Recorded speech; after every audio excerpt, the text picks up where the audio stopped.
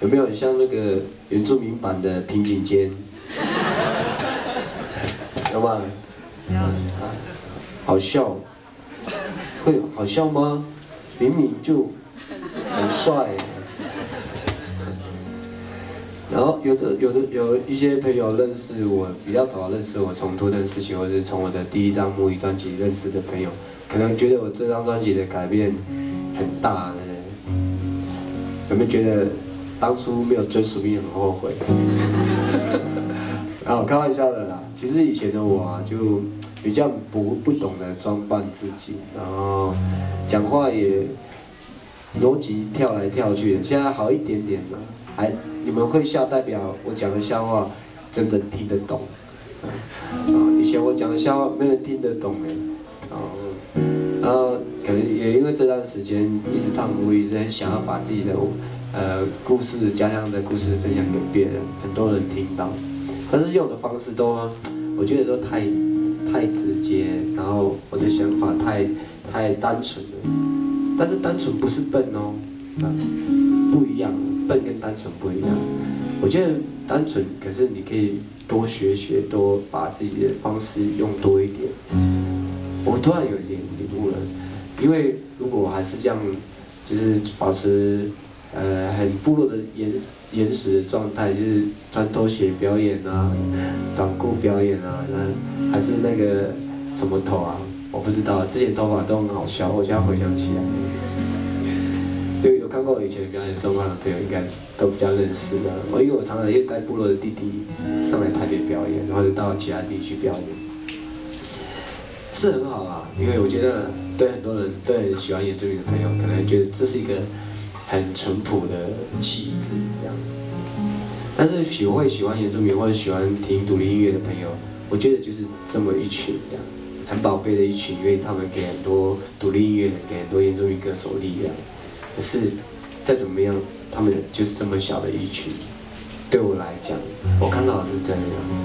难道没有更多人会喜欢吗？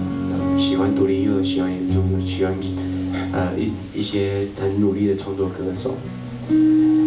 在想到这里之后，那我觉得是不是有别的方式？恰巧不巧，电视上突然跑出罗志祥。我就说，罗志祥也是原住民啊，虽然他会学啊，一半阿美族这样。说我可不可以变这样？当然，开玩笑的啦，我不可能变那，我不太会跳舞啊。可是我觉得，把自己用漂漂亮亮，或者是把宣传用好看一点，至少照片放出来那一刹那，可以吓到旁边的人，说哪里来的帅哥？然后他就会停下来看我表演。好像还不赖，对不对？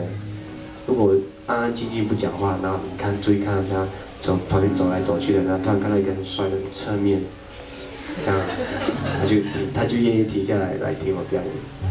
或许这样就会把这样听众群的门打更开，是不是？我是这样想象的，但我不确定。我这是一个方式，我也在学习练习当一个偶像。你身上已经有文化包袱了，现在又有偶像包袱啊，好辛苦。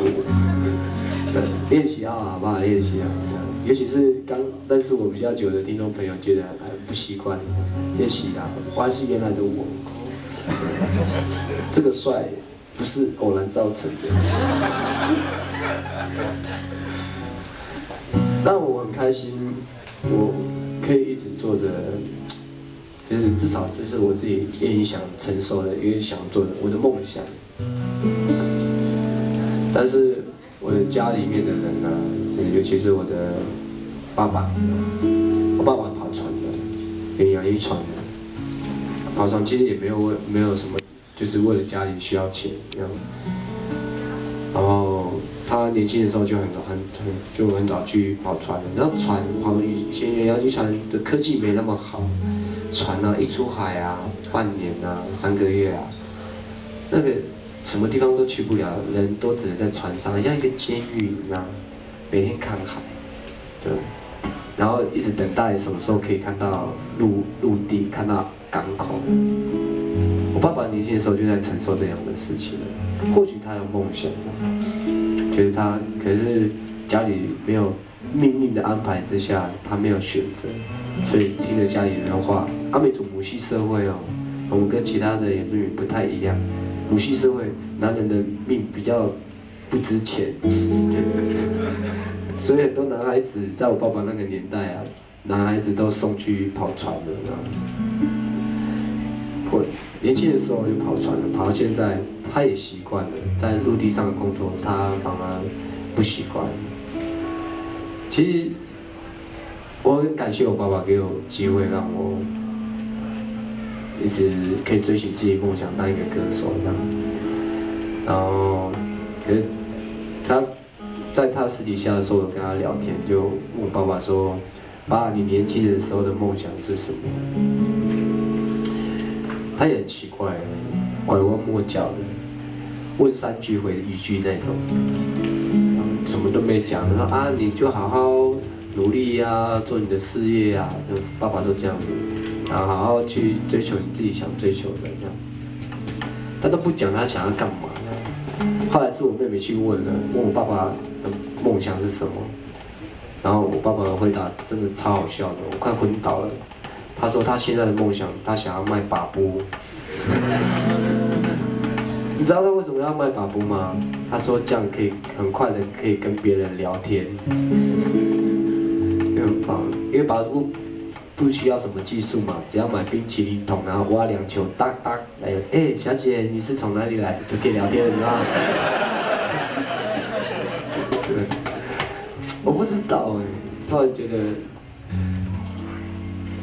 我觉得我爸爸给我很多了，尤其在这件事情上面。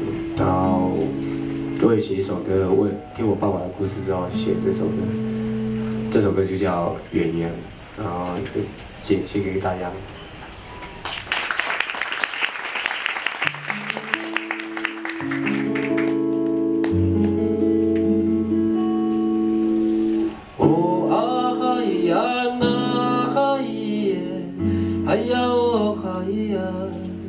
哎呦吼啊，哎呀那哟耶，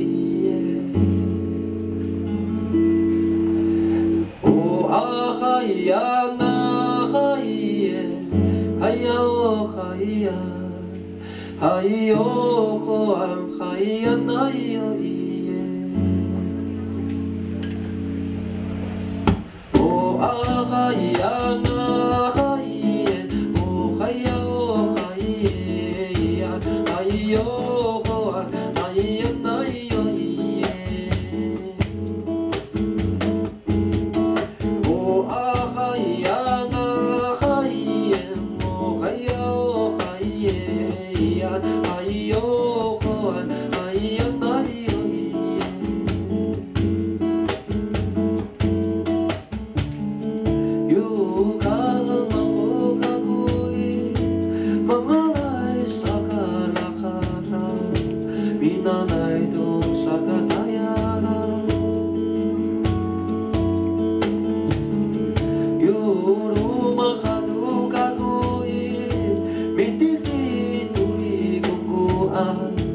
Bisa itu sama cita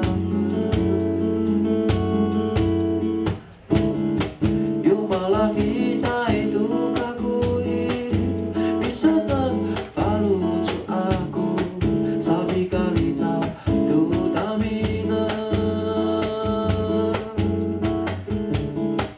Yung mata ya itamina Dia sentuhku dia roh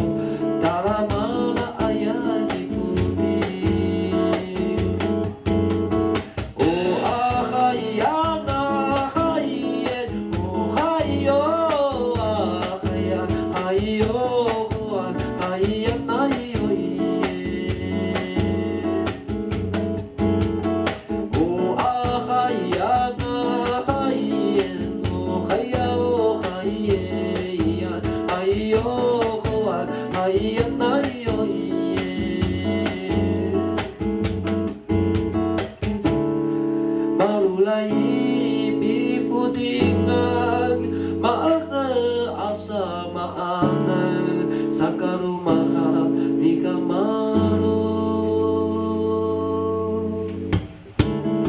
Malulay